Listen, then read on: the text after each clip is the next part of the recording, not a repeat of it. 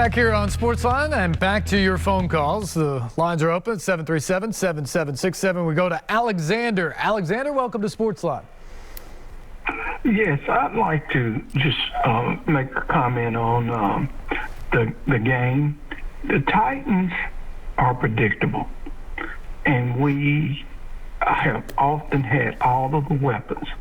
We've had every position covered at different times, and it seems like we're not utilizing all of the players at a needed moment for their skill set.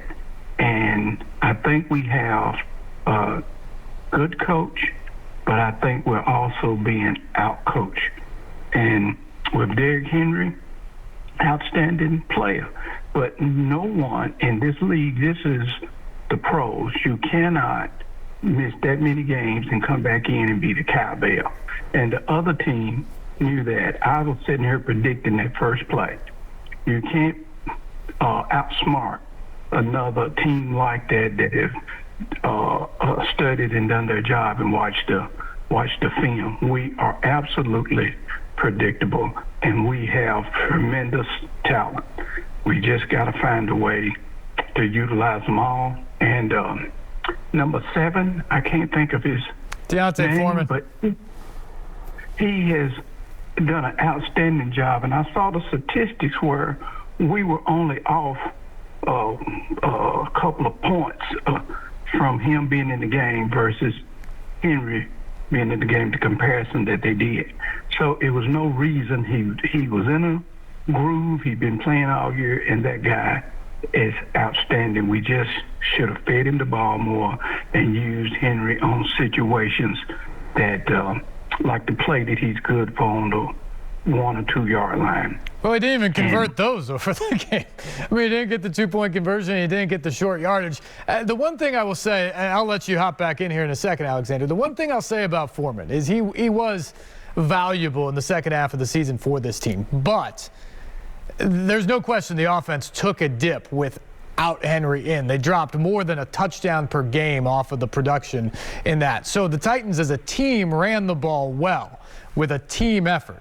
But the offense suffered in a huge way. They're better with Derrick Henry in. There's no question. They have to use him when he comes back. And the other thing about Foreman in this game is he ran for 66 yards on 4 carries. 45 of them came on 1. And it was a heck of a run. But Henry was running effectively in the second half, too, right up until that 4th down play. So, yeah, they could have run Foreman more. They probably could have split the carries a little bit more evenly. But I think of all the criticisms in this game, that's a little bit of Monday morning quarterbacking after you know the end result as much as anything, because there were a lot more gripes to be had. I agree, and maybe I didn't word it correctly. I was not slighting Henry one bit. I just felt like that the situation between Henry and Foreman and number 11 and number 2, and it's a few more that we just have to have a very diverse offense. Our defense is outstanding, and we have offensive weapons. I just thought that we have to utilize them all, and by no means was I meaning that Henry shouldn't have had a key role or been out there. I just feel like that this guy, we were not going to lose that much with him, in my opinion, with number 7 in this particular thing. Yeah. Alexander, thanks so much for the call. I think there are other people out there who share that belief because Foreman was solid down the stretch of the season. He was not Derrick Henry at the beginning of the season, and I don't think he's Derrick Henry on any other day as well. Derrick Henry is a different type of guy, and part of it is you run him that much this weekend because you hope when you get to the AFC Championship game, you get even more timing. You get even more of Henry of what you saw earlier in the year, in the hopes that when you win that game in the Super Bowl, he can be the guy he was at the beginning of the season. So all of it plays hand in hand, and you have to ride that guy. If they only run Henry 8 times and they lose, or only run him 12 times and they lose, people are going to be complaining that Derrick Henry comes back and you don't use him. So that's difficult. But I do agree the predictability of the offense was a problem.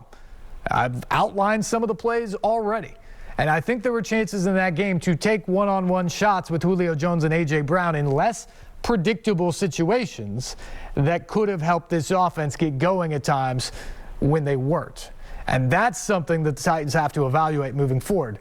Remember, it was the defense that kept them in this game, almost won this game for them. Who would have thought that at the beginning of the year when we thought we were looking at a historically good offense and a defense you just hope could have some improvement? Now you go into this offseason hoping that the offense can get healthy and that the creativity and the explosiveness that we expected this year returns next year. Back to the phones, and let's go to, let's see, Kevin there. Hello, Kevin. Good evening. Boy, am I on football recovery right now. That was one of the most interesting playoff weekends I've seen in probably about 15 years. I've seen things happen in one weekend that you couldn't put that all together in 2 days of football. It was just incredible. Now, usually I keep pretty good notes, during the Titans games, and when I saw that football going through the uprights as the time ran down, I basically just ripped mine up, and I was like, wow, I can't believe I just watched that happen. So I'm going to go on a little bit of memory of my thoughts on the game. Eric brought up a whole bunch of good points, and I ain't going to say stole my thunder. He's obviously a very knowledgeable man. He could probably have a show, but not yours. First of all, I've never understood why did they go for two when they just got a touchdown, technically tied the game, but kick the extra point. Don't take points off the board in a playoff game, especially a divisional round. Every point counts. Now, of course, in hindsight, you can look back and say, well, in that last drive in the fourth quarter, all they had to do was chew up clock and, maybe take a knee and, win the game and, be wonderful. I thought the defensive line, I've never seen them play better all season. That was an incredible performance against a formidable team. Just because they're the number 4 seed doesn't mean that, they're the worst team in the league, obviously. But, boy, I just wish the guys behind them would have tackled better. I gave up on how many chunks of yards that the Bengals gained by missed tackles, and sometimes, I hate to bring this with them, like Keystone Cops out there when players knocking each other down as the player runs by with the football. I found that to be almost 2020-like tackling. But I'm not going to, burn them down too much because I thought they played a decent game. I thought they let it get away from a little bit. I don't think they were in over their head. I think they lost their head because I had a great hockey coach that always said, the game's in your head. It's between your ears. It's not really out there on the ice. And they lost their head a little bit. But I don't think that it was lack of effort. I think it was just a little bit of poor execution. And I'm just going to leave it at that because I'm proud of the team. They had a great season. What a fun ride. There's 30 other teams or 28 other teams in the league that would love to be in that position on Saturday. But you can't take nothing away from the season. What a struggle, what a battle, and a winning season. And I don't mean that by the record. I mean that as a collective team. They won together, and that was great to see. Yeah. Kevin. Sorry, Kevin, I didn't mean to cut you off there at the end, but thanks for the call. We appreciate your insight as always. But look, I think the frustrating thing is Titans are in a good position. They're not going away anytime soon, but you walk away from that game, and I still think you feel like the Titans are a better team than the Bengals are right now. Joe Burrow played better than Ryan Tannehill. Titans missed some opportunities early and maybe coughed some opportunities up late. And because of that, the Bengals walk away with a win. Congrats to them. It's a huge breakthrough moment for them. But I think if you're the Titans, you rue this because you feel like you were the better team and you should be hosting the AFC Championship this weekend. Got to take a break. Back after this.